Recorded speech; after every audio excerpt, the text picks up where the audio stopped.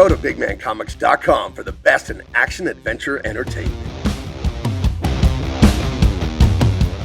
Hey guys, Gabe Eltaeb here, Big Man Comics. I'm just driving around America's finest city. We actually have clouds a little bit today. It's a little gray out, but it's still perfect 60-something degree weather. I want to talk about the nuance of what I'm always talking about in entertainment that I think some people are missing. Maybe I'm not explaining it right, but I watched Miss Doubtfire this morning for tonight, Wednesday's Double Impact show with Jericho. And it's a terrible movie. It's absolutely terrible. I hated it. It infuriated me, this movie. And people don't get it when I say that a lot of times. They're like, when you say a movie is bad, when anyone says a movie's bad, it's always like you think it's bad acting or bad writing, bad whatever, like low quality. The story sucks. It doesn't make sense. And the nuance I want to point out to you guys, what I'm talking about in entertainment, all entertainment, whether it be music, video games, streaming, regular TV, movies, whatever, literature. When I say something is bad, I have one metric and one metric only that I care about is morality. That's all I care about. If I took the time to criticize everything that sucked for the technical aspect, I wouldn't get anything else done.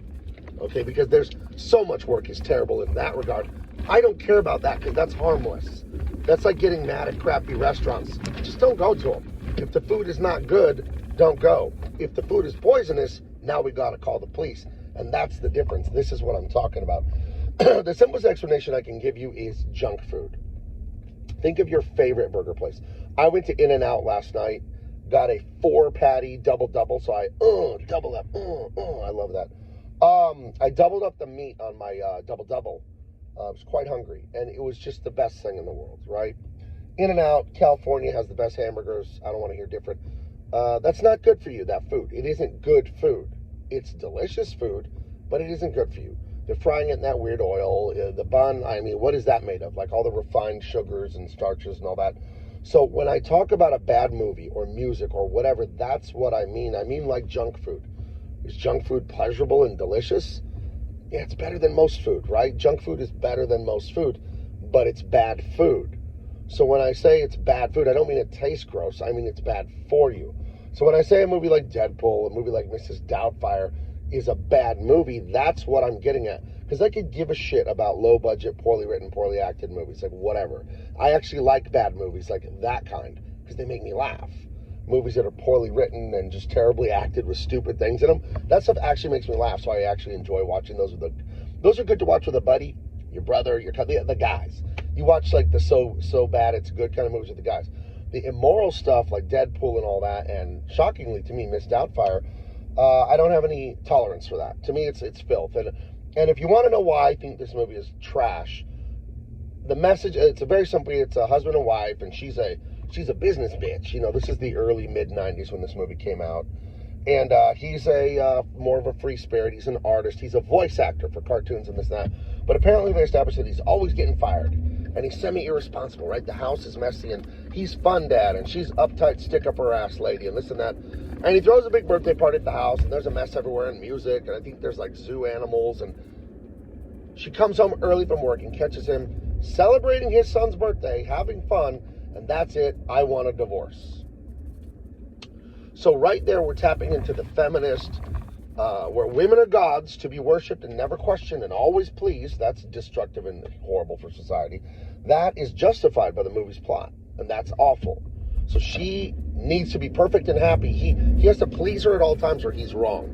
That right there is immoral. That message is a terrible message, and the Western world for the last 100 years has been living under that message. The Western world has been a simp nice guy for women. The Western world of men has been friend-zoned by women for the last 100 years, mostly the last 50, 60.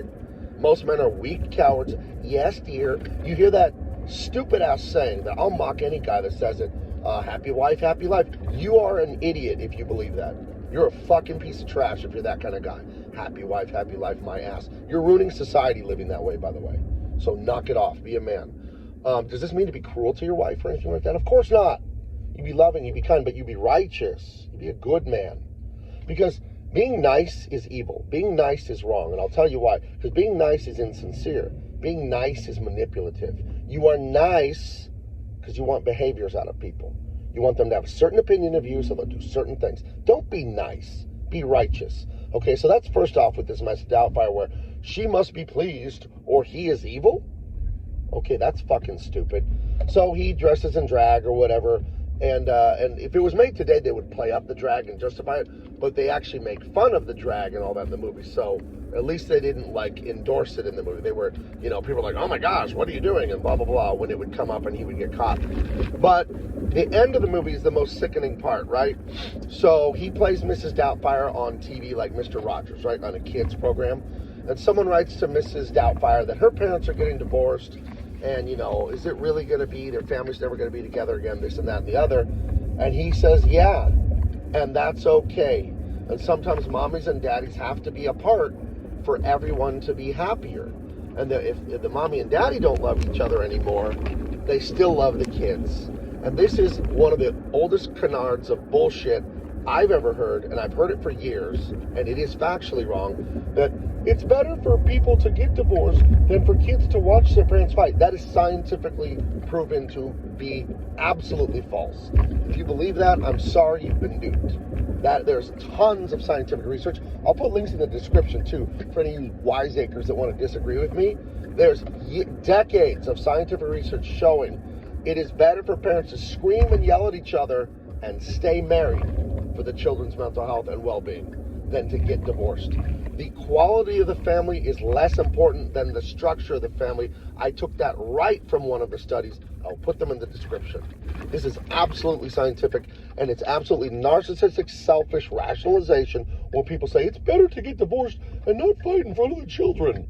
That's a lie people tell themselves to feel better about being selfish and putting themselves ahead of the kid. So I would say this. That movie's trash because it's pushing those two messages. And that's why I always tell you it's very important the media you consume, because the media you consume is convincing you that it's true. The whole time you're watching it, your subconscious brain doesn't know it's a movie. It thinks you're watching real stuff happen. There's no way to let your subconscious know it isn't real. Okay? So garbage in, garbage out.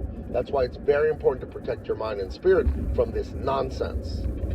Okay? So I hope you guys have a better understanding of where I'm always coming from on this stuff. Because I've had people question me like, why don't you criticize this comic or this movie, or why don't you criticize this or that? And it's like, I'm not going to criticize something just because it's low quality. I only criticize media for being immoral, for being a bad influence on people's lives. Because if you're an artist and you're as good as we are at what we do, you have a moral responsibility not to spread filth into other people's lives. Because you have the power to influence lives with art. And if you use it to tell people that evil messages are true, like, hey, it's better if your mom and dad get divorced, and you grow up being a weird, neglected kid who thinks he has zero worth. No, that isn't true. That's a destructive thing. Anyways, put a smile on. It's not all screaming and ranting on here. Go to bigmancomics.com. Get Dean Cain All-American Lawman Volume 1. We still have some of the first printing in stock. Imperium should be done. Got to talk to my colorist guy again today or tomorrow about it. And Tyrus, I just finished page 70. So the illustrations for the Ensemble Tyrus are done at page 70, and I got another 50 to go, but I'm more than halfway done. We're going 120 pages on that story. So watch what you... here's the thing. With Big Man Comics, you're never going to get bad messages in my story. I'm never going to piss down your boot and tell you it's raining, as they say in Texas. I'm not going to tell you evil is good and good is evil, which is a pet peeve of mine. All right, guys, follow me on X. I'm Big Man Comics. Here on YouTube, Facebook, and Instagram, I'm Gabe Eltaeb. You see how to spell it there at the bottom of the screen. Scream? No, scream. And I will talk to you guys later. Thank you for watching. Make sure to follow us on social media and go to bigmancomics.com.